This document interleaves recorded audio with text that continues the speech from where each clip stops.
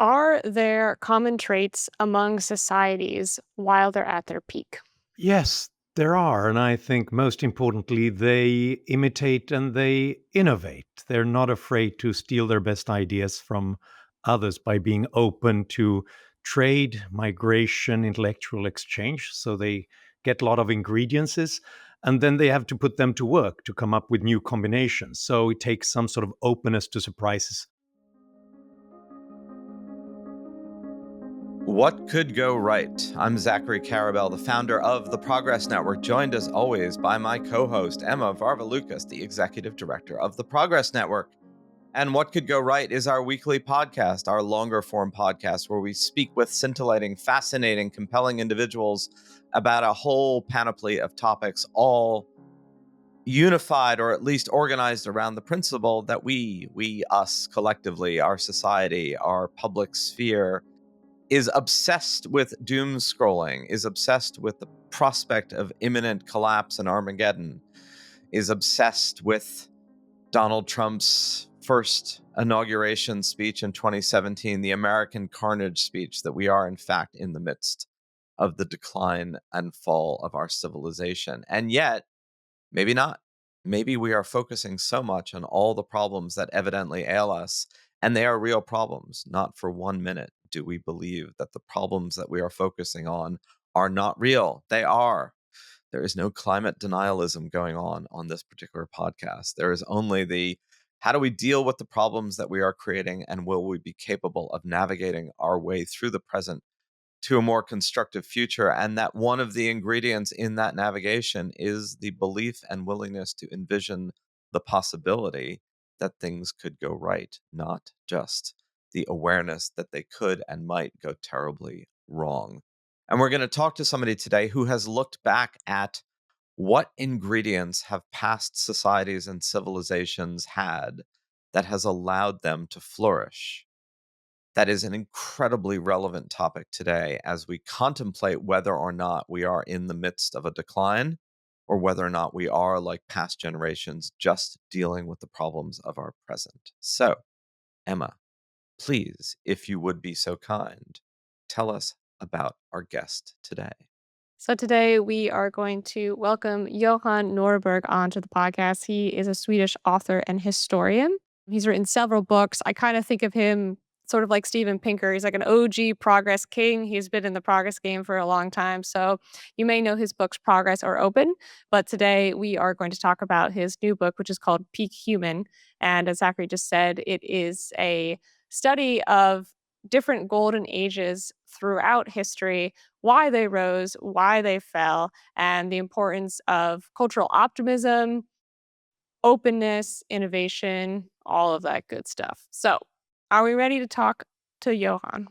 Sounds like a plan. Johan Norberg, what a pleasure to have you on What Could Go Right. And you have recently written a book in Open that is, in many ways, the historical articulation of what could go right in societies, meaning you basically wrote a book about what societies did to get it right, to achieve a level of success and flourishing and golden ages. I want to pursue that idea of golden ages a little more as we get into the conversation, because it's both compelling and controversial. So, ultimate softball question: why did you write about historical golden ages? I think we can all glean the potential answer, but even so, please do illuminate us. Well, one reason is that I'm obsessed with the strange fact that throughout history, suddenly what used to be a periphery in Athens or the tiny city of Rome or Baghdad by the desert suddenly had experienced creative explosions. And they suddenly had lots of technological innovation, scientific discovery, and economic progress. And we have to learn some lessons from that if we want to create thriving societies, I think. But it's also the case that the common denominator between golden ages is that they all decline and fell at some point. And, traveling around the world, going to the great cities of history, it's a little bit sad once in a while to go there and think that this used to be the cradle of civilization. Now it looks like an abandoned parking lot. And that forces you to think about also Why is it that they didn't manage to thrive sustainably long term? And perhaps that can give us some clues as to how to keep our civilization going a bit longer. Well, to pick up on that thread of abandoned parking lots and future abandoned parking lots, the last chapter is the Anglosphere, correct? So, was this also part of what prompted the research and the book? Is this kind of narrative right now that we are going to soon experience a decline of that golden age if we're not already in it? Definitely, I think there are some worrying signs when it comes to the cultural atmosphere right now, and also some policies that seems to be less interested in this outward looking exploratory mindset and more worried about the world, thinking about how we can protect ourselves from everything else. Yes, I worry that if these tendencies take hold, that this could we're in for a rocky ride in the future. And I wanted to warn that this is exactly the a culture of pessimism is often a self-fulfilling prophecy, because if you think that there's no hope, well, why bother? Why try? And in that case, we'll give up and fail.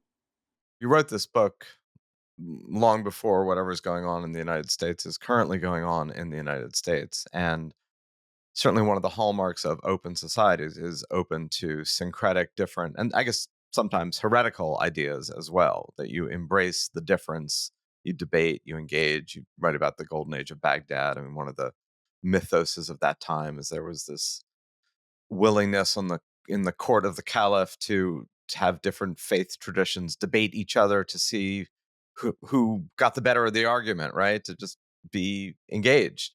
And we see in the United States in the past months of 2025, in terms of the universities and the willingness to bring in foreign students, something that seems far more closed than open. Now, I suppose the right would say that the left had already intellectually closed the space in the West with various forms of doctrinaire ideological views about ideas that could not be spoken and debated. And I think there's a legitimacy to that argument.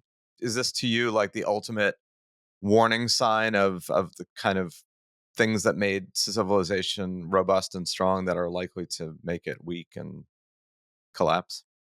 Yeah, if I had to identify one particular point in the decline of each of the civilizations I write about, I would call it something like the death to Socrates moment, the moment when a culture sours on its tradition of intellectual openness and thinks that now we have to return to some sort of orthodoxy, something pure, and just get the troublemakers out of the way, if not forcing them to take poison, at least get them out of the universities.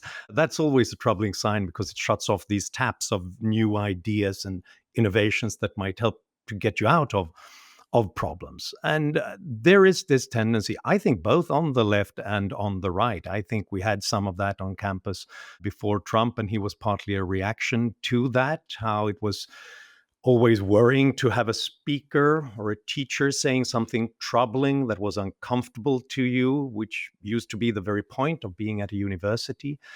But then now that culture has been politicized by the MAGA right, expelling foreign students if they have the wrong ideas, trying to shut down universities basically if they don't toe the line.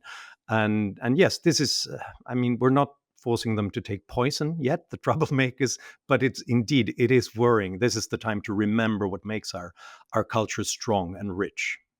Now is a good time to invest in hemlock, is basically your point.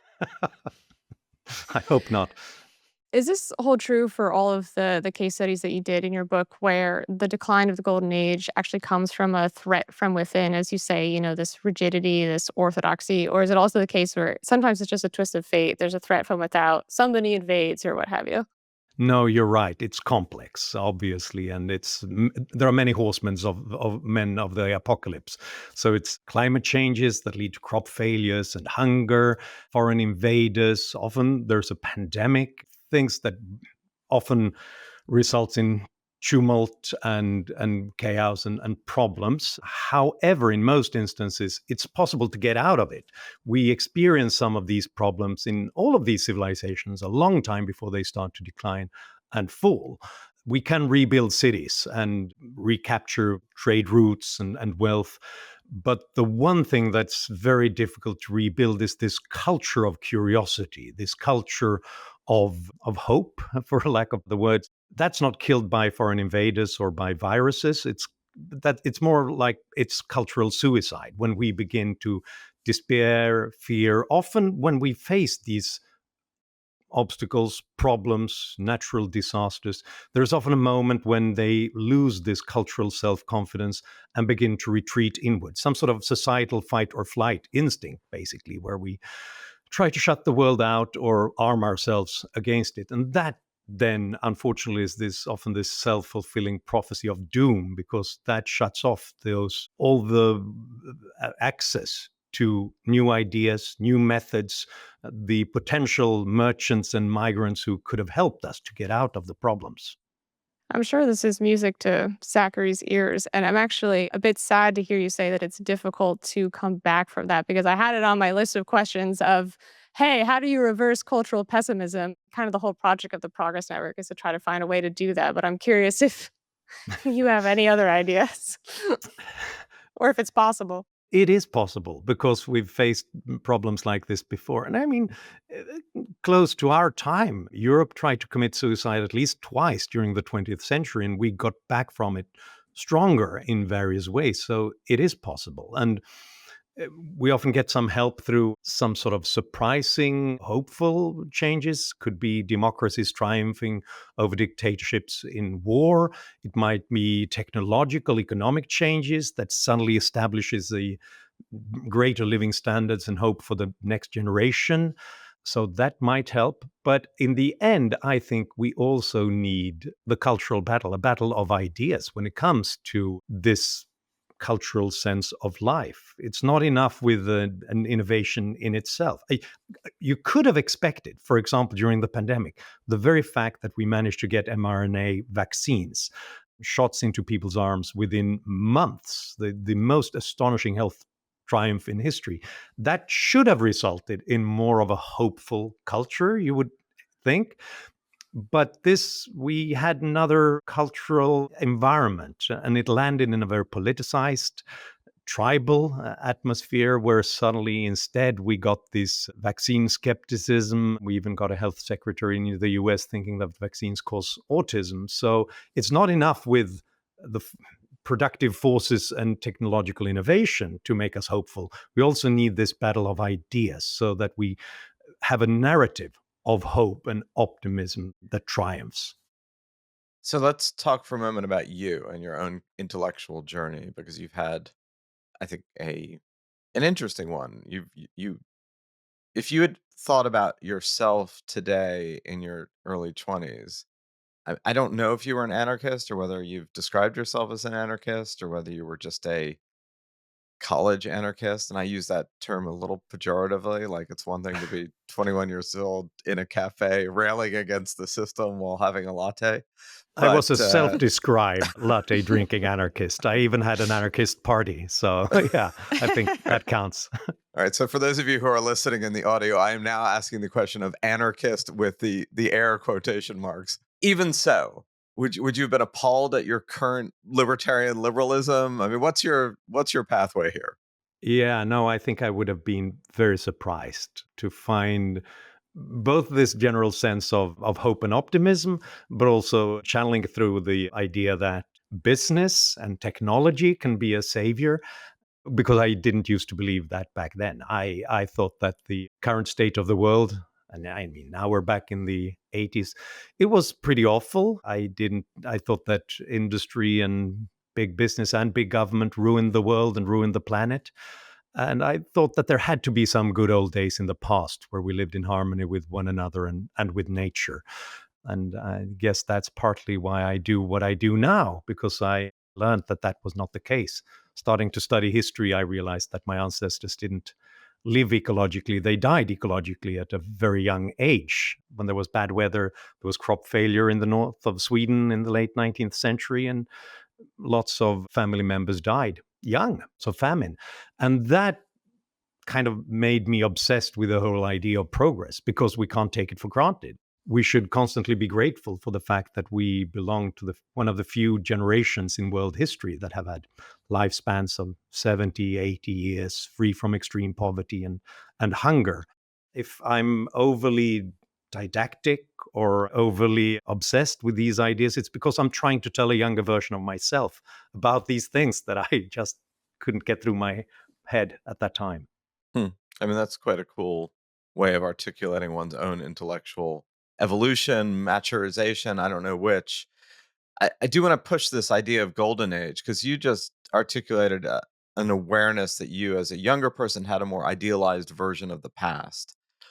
But isn't part of the problem of talking about golden ages is that that's an inherently idealized version of the past? So how do you square that particular circle? Because there is a danger, I think, in smoothing out the rough edges, and at times far more than the rough edges, the nitty gritty, ugly, difficult reality of what pertained in these golden ages. It's one thing to look at the opposite court and go, wow, isn't it great that they allowed intellectual fervor and debate, but they also executed people for ideas that suddenly were out of favor. I mean, it wasn't, and all this. I guess I'm asking, isn't there a challenge in overdoing the golden age as a lens? That's a great point. And yes, there is that risk. And it's a constant dilemma when I think about it, when I write about it. And Mary Beard, the great classicist, she points out that always when people are sort of they are long for the Roman Empire, wouldn't it have been great to live in that age? People always assume that they would have been emperors or senators, which is like a few hundred people. Most likely they would have been destitute farmers or slaves working in other people's households or in farms or in mines. So yes, there is that risk of idealizing past eras. By the way, just to interrupt, everybody is always discovers their reincarnated version of King Louis or I Marie was Antoinette. just about to say that. You're Nobody's always like ever a pharaoh. nobody's a reincarnated chambermaid or like the person with the sweeping up the horse manure. Feudal peasant, yeah. Isn't that peculiar? Yeah. We all want an exciting past in every way. So there is that risk. I think that what sets these golden eras that I identify apart from the contemporaries, though, is not the poverty, the dirt, the slavery, the lack of women's rights, because that was the natural thing in all contemporary civilizations. What set them apart was that for a brief moment in time, they began to lift themselves out of that through at least relative to contemporaries, more freedom, more innovation, more exploration, and therefore also created living standards for the average person that was the envy of, well, not just contemporaries, but often later generations as well. But then it's incredibly important not to think that, oh, that's where we should be. Let's go back to that golden era, because that's not the point. If you do what the Ming Dynasty did in China, saying we should go back to some purer past, our old golden era, and then force people to dress like they did 500 years ago and have the same ideas they had 500 years ago. And that leads to stagnation for 500 years. Instead, what you should envy is that sense of optimism, that sense that there's possibility, that energy and dynamism that these cultures had at their peak. And not the way they lived, but the way they looked at the future. That's what I envy. No offense to both of you guys, but I do think it's more of a male tendency to romanticize the past because as a woman, I feel like crystal clear that I would much rather be born now than any time, essentially. So Emma, that wasn't puts there things. that meme like last year about how many times a day the average American male thought about the Roman Empire? Like that was sort of a joke that was going around about. Oh, yeah, which turned into Yeah. a misogynistic meme because it was like, "Hey, babe, what are you thinking about?" And it was like the Roman Empire. Like men think about the Roman Empire and women are just worried about what their man is thinking about. So, of course, it turned into that. But anyway, or Sparta. I feel like people are also very obsessed with Sparta right now. They all wanted to be Spartans, which like, really? You wanted to be trained to death? But sure. Anyway. Yeah, Sparta is not one of the golden ages. That's the opposite. Even at their peak, they were a dark age, I would say. And interestingly, Sparta, a very regimented oligarchy where all the men were just basically training for war all the time. They didn't leave us anything. No great architecture, no philosophy, sculpture, poetry, no great ideas, no music. They only left us with names for sort of fraternities and American football teams because for some reason we admire that masculine energy. But they were hopeless compared to Athens, and they didn't create anything that we could envy. I love that myth busting of Sparta. I wonder if you could do the opposite and pick one of your golden ages, perhaps one that people are less familiar with, and kind of walk us through the rise and fall, just to make it a little bit less of an abstract conversation for people. Right. Well, there are so many to choose from. Do you have a favorite? I don't have a favorite. No, maybe not Athens because Yeah. people are very familiar with it. I feel Yeah. like Baghdad might be an interesting one. Baghdad is really interesting and a little bit unexpected. In the ninth century, when great European cities like Paris and London had fewer than 20,000 inhabitants, they had 500,000 to 1 million inhabitants in a round circular city built to honor Euclid, apparently, and his geometric thought, because the caliph was a great fan of Euclid. They were building early in the Islamic era a vast empire, a vast free trade area from North Africa to Afghanistan, but centered in the Arab and Persian part of the empire. By having this openness for trade and also then governed by one system of law, Islamic law, that also meant it was a kind of a rule of law. It wasn't possible to be governed too arbitrarily. It meant that they were open to more ideas from various parts of the civilization, new crops that succeeded in new places. They could thrive, they could urbanize, they could then improve all their trades and artisan trades. And in that way, they created lots of wealth, but they were also crucially open intellectually. Nothing like present day Islamic autocracies, but on the contrary, thinking that if someone can give us more knowledge about the world and the patterns of natural laws, then that will benefit us. That's all part of Allah's creation. So let's be open to what Jews, what the Hindus, what the Zoroastrians, the Christians say. So they invited scholars, they invited scientists from not just the whole of the empire, but from all over the world, and then constantly trying to tell the Christians during the Dark Age that this is why we prosper and you fail, because we're open to more ideas so that science could progress, so that technology can progress. And we don't have to go longer than the letter A to realize how indebted we are to Arab culture in that era. Arithmetic, algebra, algorithms, Arabic numerals, and stuff like that. We all borrow that, and we borrow the Mediterranean capitalism to Europe. And that helped us to launch the Renaissance in the 14th and 15th century. So when you think about those moments, and again, with the caveat that we just talked about, that you're not saying that these were like unexpurgated, unmitigated goods. These were contextual in their time with a whole series of things that we would have found morally and physically untenable and unacceptable if we were suddenly like beamed back into that moment.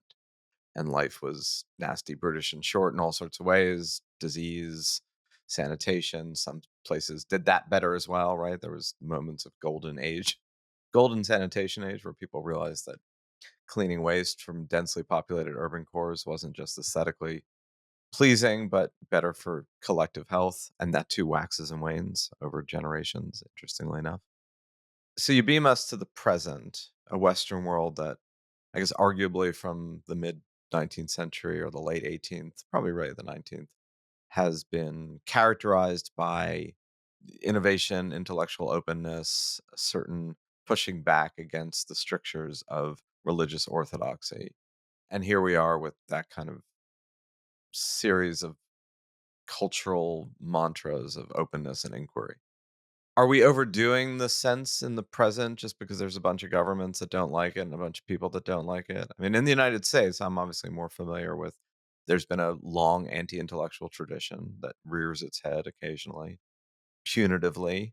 There was certainly McCarthyism in from the late 40s through the early 60s that squelched certain types of political debate. There were vast portions of the American South and Midwest in the late 19th and early 20th century where you couldn't teach evolution. So it's I mean, like, it's not as if and that's certainly true in Europe as well, that there have been waxes and wanes. So I wonder if we're overdoing, like, there may be a little less relative openness in our present, but maybe we're overdoing the fear relatively. Yeah, I think it always waxes and wanes. I think this is more cyclical than linear, whether it's the good linear or the bad linear. History doesn't repeat itself, but human nature does. And I think that it is difficult to uphold this kind of intellectual openness and this openness to surprises because we are grown up as a species, Homo sapiens, for a very long time, close to subsistence level in much more dangerous territory. So if anything was wrong, if anything was suspicious, it could threaten your life. We're very overly sensitive to threats from all sides, and that definitely goes for why we often see a reaction against openness, against democracy, against science. But I think it also goes for the worry that we experience when we see those reactions, because we assume that this is the end of the world then and overreact. But that overreaction might also be a little bit useful. We don't know when the backlash against these ideas and intellectual trends are just cyclical or they break the system. So it's necessary to get that signal to start fighting. I think that's incredibly important. But I definitely agree. We shouldn't think that this is some kind of unique moment historically in terms of this backlash, because it really isn't. Even the opponents of classical liberal Western ideals are very much formed by that tradition compared to earlier generations. So let's say that we are not in a waxing and waning moment. Let's say that this is a rupture and the decline of the Anglosphere is nigh. And you said earlier that we're in for a rocky road. And I wanted to kind of double tap on that, to use a phrase that one of our past guests used and that we use all the time now. A rocky road for people in the Anglosphere, a rocky road for people generally, because this is an idea that we've talked about on the podcast, Zachary and I, about how whoever comes in to be the next golden age, right? It could be somebody where the Western world might not be particularly happy about that. Doesn't mean that their citizens wouldn't be happy about that. There are also things that you could consider in the future, like an Indian led golden age, let's say, which might be really great for the entire world, or there might be more of a balance of power amongst the entire world than there has been with the Anglosphere. So what do you make of that? Well, this is one thing that brings me hope. The fact that we are now a relatively connected world. We're a global culture, not in terms of our ideals or our policies, but in terms of access to knowledge, access to technology.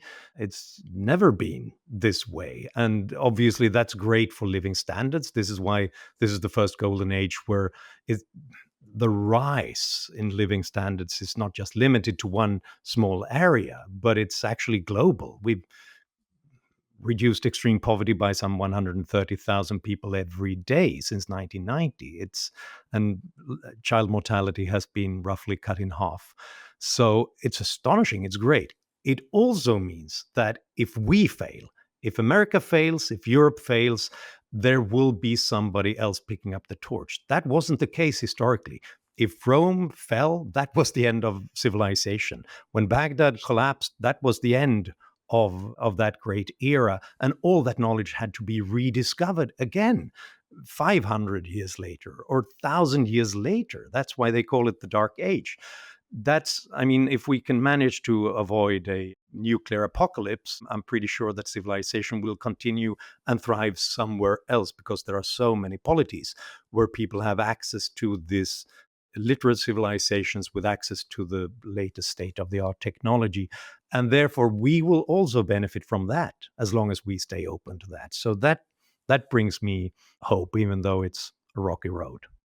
Johan, I wonder if you've thought about, I mean, I glean that you have thought about but one question that we have a lot here is how much is of a golden age, of an efflorescent time where people believe in the constructive capacity of their society to build a better world.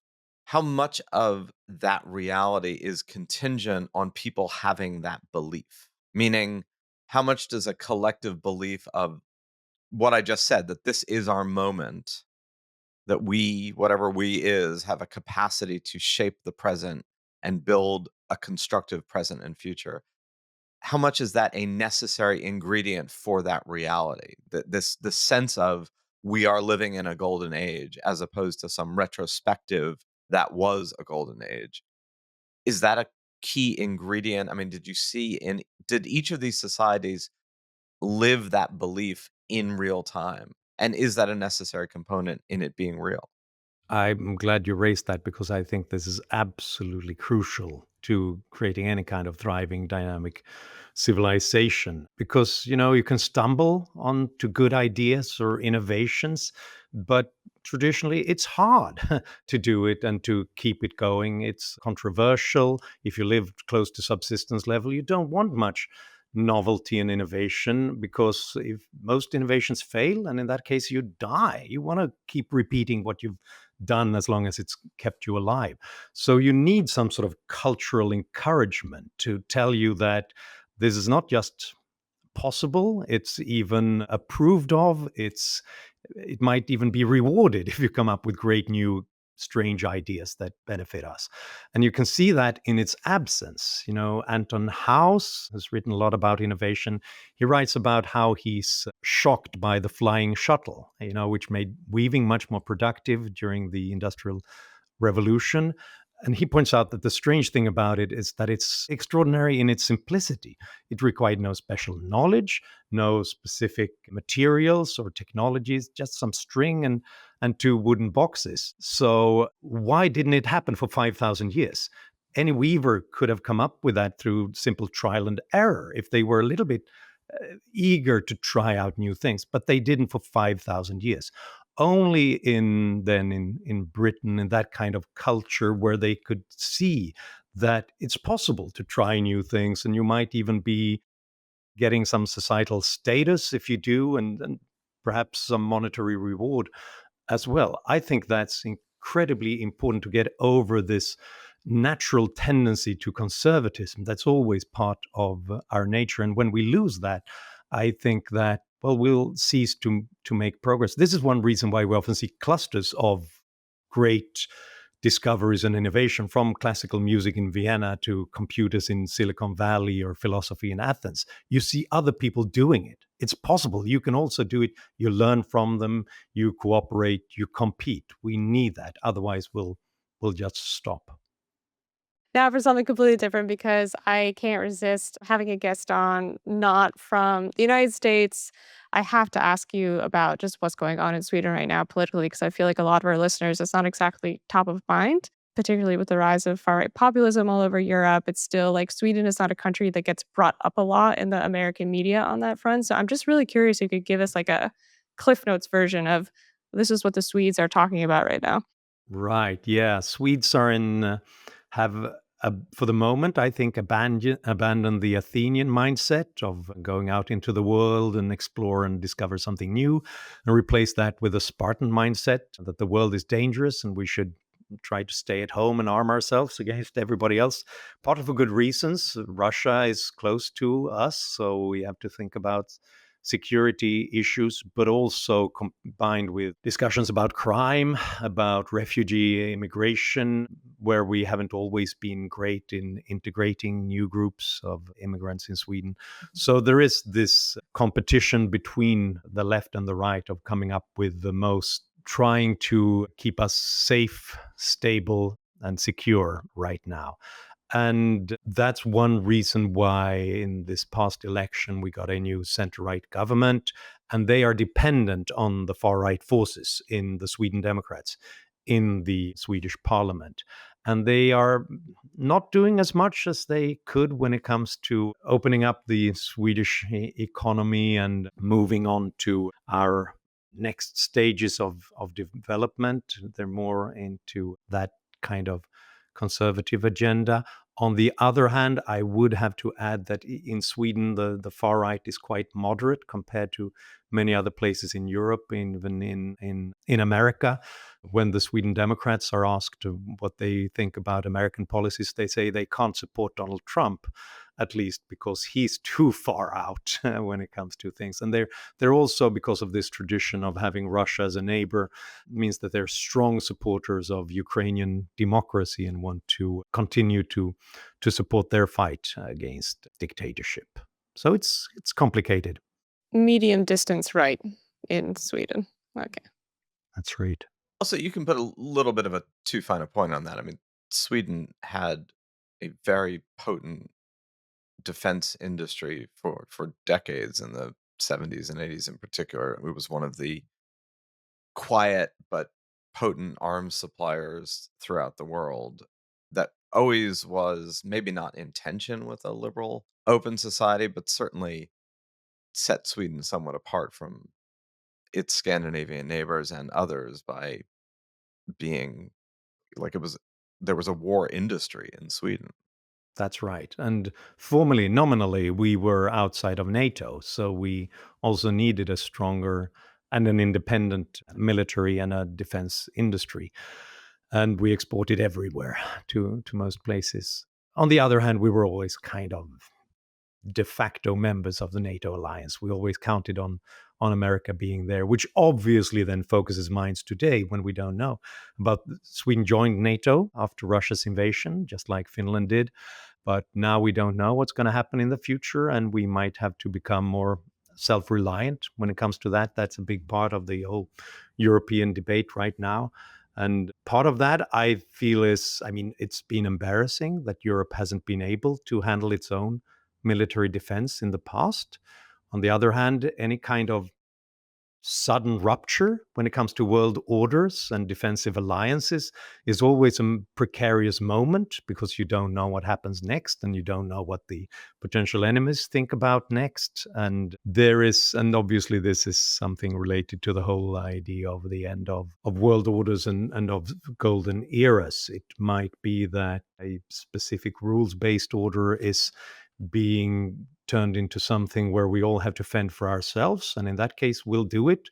We'll rearm. We'll start thinking about we might need nuclear weapons in the future. And if many countries think the same, that might make for a more dangerous world in the future. This is an interesting question about Sweden, smaller, very affluent, high literacy, but ethnically homogenous societies before these recent waves of immigration. I mean, not 100% ethnically homogenous, but largely, as opposed to much more complicated, roiling societies like the United States, like India, like Brazil. You have many more cross currents pointing some toward a really closed society, the reaction in the United States trying to keep out foreign students, but oscillating a lot decade by decade, year by year, geography by geography, group by group within those societies that are going in all different directions simultaneously. Certainly in the United States and elsewhere, there is this tendency to kind of romanticize some parts of Western Europe. It's like, oh, if we could just have better health care and a collective social security system and take care of our own, right? More communitarian, without recognizing that there are conditions under which that pertains quite well, but they're very difficult to scan into a system like the United States. What do you think of the proposition that it is highly risky to over conclude and over extrapolate present step backwards to permanent step backwards? Like we kind of know what's roiling us right now, and you're absolutely brilliant to point out the echoes that has of other societies that were beginning their downward spiral. I just wonder, maybe it's a little too soon to make those conclusions about us now. Yeah, there's a lot of ruin in a nation, and it can keep on going for a long time. I think it's every generation seems to think that their own present problems are the worst problems ever. And for good reason, because we know that our ancestors dealt with previous problems. That's why we're still here, but we never know how to fix present problems. It doesn't mean that they're worse. It doesn't mean that they're more difficult. On the contrary, we now have more knowledge and more technological capacity and more wealth, and also some historical lessons that'll help us to deal with this. And this is something that I constantly remind myself of when I look at the world. I also wake up in the morning thinking that, wow, this is what a weird place. And it seems like things are going to the dogs and quite often. But then you need that context to realize that this is not the end of the world. And one thing I'm telling myself is that, okay, but this time then, look at what's going on. Russia is destroying an independent country. There's chaos in the Middle East, and American politics is tribal and angry, and the world economy is wobbly. Well, yeah, that was 1956 when Russia invaded Hungary, and we had the Suez Crisis in the Middle East. We had bad tempered debates about segregation in the US, and we had the Eisenhower recession was coming along. It was actually also the 1968 1969, because then it's the Six-Day War in the Middle East. Russia invades Czechoslovakia, and we have riots in America, assassinations of RFK and Martin Luther King Jr. And we're in the Vietnam War, inflation, interest rate rises, and a new recession. And it's actually also 1979 because Russia invades Afghanistan, and we have the Iranian Revolution, fundamentalists taking over Iran, the brutal war with Iran-Iraq, and we have in the US, it's beginning to feel like it's the end of the American order because of the Iran hostages crisis, the energy crisis, inflation, an interest rate at 12%. It's the recession coming. The America's moment is over. So, I'm not saying this because history always repeats itself, but problems do, but so do solutions. And what do we eventually, how did we come out of all of this from 1956 until today? Well, we increased life expectancy by some 20 years globally. We reduced extreme poverty globally from roughly half of the world's population to 1 out of 10 people on the planet. So if you look past those headlines and that drama, and of course we shouldn't because we have to pay some attention to the horrors and the drama as well, but we have to realize that most people then wake up in the morning looking at those problems, trying to come up with smart solutions, how to innovate our way around it, and coming up with better ways of creating a, a better and a safer and a richer world today than we had yesterday. So that's one reason why I'm not giving up, even though I can sure see that there are some problems right now. That was a perfect ending, I think.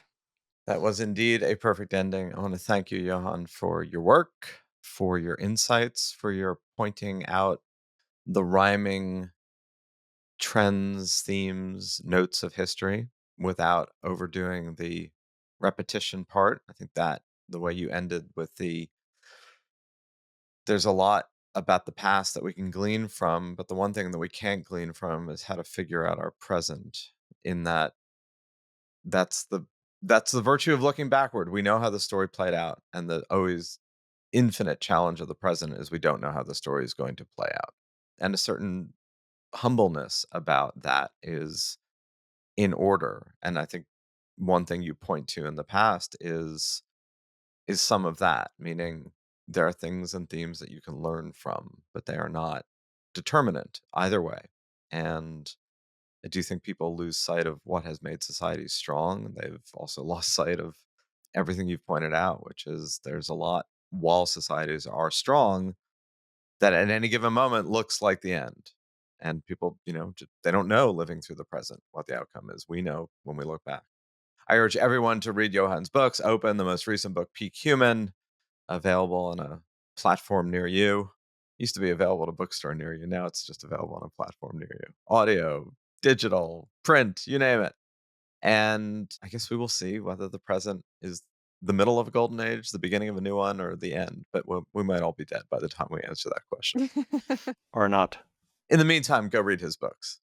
So, or not, right? I mean, we could be on the verge of the singularity. Whole other conversation, different podcast. Thank you so much. Thanks for having me on the show. Yeah, thank you, Johan. So that was the perfect what could go right conversation. I suppose that episode was what has gone right rather than what could go right. But at least Yeah. at least it's a look back at what has gone right in various societies, with the caveat of that doesn't mean you'd want to trade those pasts for our present, given what those pasts were in relative terms to those moments in time. It's interesting. There used to be much more of that kind of writing and inquiry, like what are the lessons of the past in a way that was culturally present and center, that I feel just happens less. I mean, that may be a function of social media and TikTok and Instagram and the way in which we collectively look for information. Although some of the most popular podcasts are history podcasts, so there is a degree of which it's not that people have suddenly stopped looking back. But I feel we didn't get into this in the conversation, but in my lifetime, that kind of inquiry that Johan does felt to me much more like what everybody who thought they were an intellectual did in the 20th century, right? Trying to find these grand Mm. themes of history. And I feel like maybe we do it a little now with Yuval Harari and people like Jared Diamond, but there is a kind of a quaint anachronistic quality to the let us look back and find the moments in the past that are parallels to our present. Yeah, I mean, I definitely think it has something to do with our information environment and our attention spans being quite literally shorter. 'Cause I think that even as you point out that there are history podcasts, it's less so like history podcasts doing original research and making original points, but more so history podcasts are kind of a lot of them to me are very like war-based, military-based, counterfactuals, what would have happened if Germany won kind of thing. That's what I've seen anyway. I could be wrong about that. Listeners, feel free to tell me if I am wrong about that. But it doesn't scan well to like an Instagram reel or a story No. or a TikTok, right? And we're correct. This I mean, the medium matters, right? I mean, we're kinda getting off topic from golden ages here, but the medium certainly matters, and the kind of deep thinking that goes into a book, you can't do that on social media. You cannot do that in even a slideshow on Instagram. Right. You can promote a book, but you can't really tell the story. And this idea of golden ages of what makes societies vibrant, I do think is important in that clearly we all do take a lot for granted in our present as like this is how it is, so it ever was, so it ever shall be, without recognizing that societies construct realities, right? They construct mores, they create systems, and those mores and systems and beliefs and attitudes do in fact shape outcomes. And a lot of Johan's book is a look at what are the ingredients that tend to be prevalent when societies flourish. Yeah, and I'm still very stuck on this question of like once a kind of rot has set in, right? Which I feel like in the United States, like there certainly is a kind of rot. Maybe rot's not the right word, but there is certainly a turbulence. Once that has set in, the process of rolling that back, like, does that happen consciously, or is it just like Johan said, suddenly something happens, an innovation or this or that? It's frustrating because it does kind of feel like it's out of our hands in some ways. And I feel like humans respond the worst to those things that they can't control. And I guess the first thing to do is just kind of convince people that that project is worthwhile of their time and their energy. And I'm not sure that there are so many people out there that believe that it is. So, Yeah, and that I think that is a challenge. The apathy and despair are the things that you have to really guard against, as opposed to passionate belief that we need to change or do something different, right? And yet, Johann did at the end point out that there have been multiple times in a forward trajectory in the West and the United States over the past 60 or 70 years where you could have made a credible case in the present that it was unwinding, that the rot had set in, and it hadn't. It felt that hmm way. It seemed that way. A lot of people believed that in that moment of time, 1956, 1979, 2001, but it wasn't true, or it proved not to be true. This may be the moment where it proves to be true. It just behooves us to recognize that there have been a lot of false harbingers. hmm That doesn't mean the problems aren't real. It doesn't mean that the threat isn't present. It just means we might be overstating the threat relatively. And of course, we won't know until the future, right? There's no way of knowing. Yeah. Or overstating the permanence of the impact. Right. Like the threat is there, but yeah. Yeah. And that's I part of the mean, whole point of these podcasts, which is maybe we're overstating the negatives and underestimating the positives. And we should at least give due consideration to that.